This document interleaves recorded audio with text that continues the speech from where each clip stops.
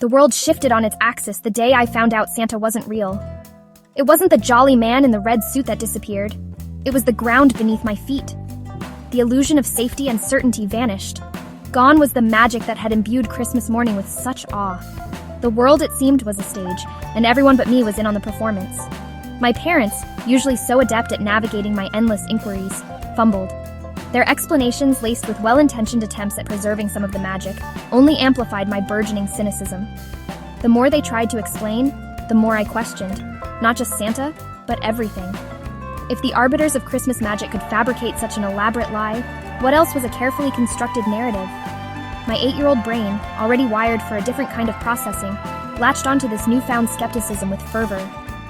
The world had become a place of hidden truths, and I was determined to unearth them all.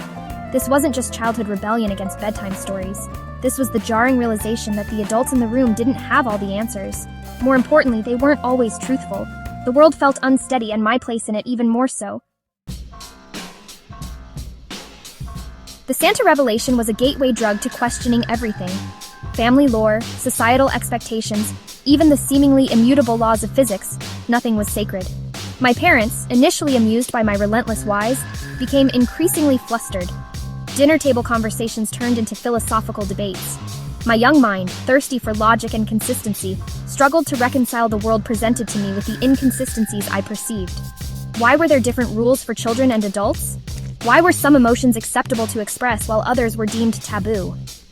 The looking glass of childhood innocence had shattered, and the reflection staring back at me was one of confusion and burgeoning defiance. This questioning wasn't always comfortable. It set me apart from my peers, who seemed content to accept the world at face value.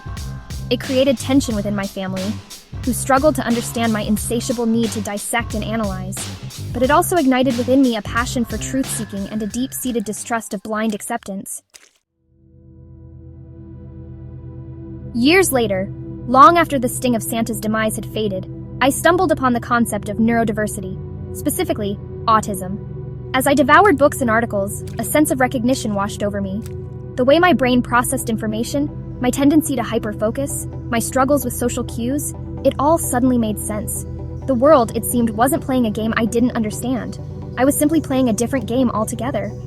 Autism, I learned, wasn't a deficit, but a different way of being. My early skepticism, my relentless questioning, my inability to let go of inconsistencies, these weren't flaws but rather facets of my neurodivergent identity.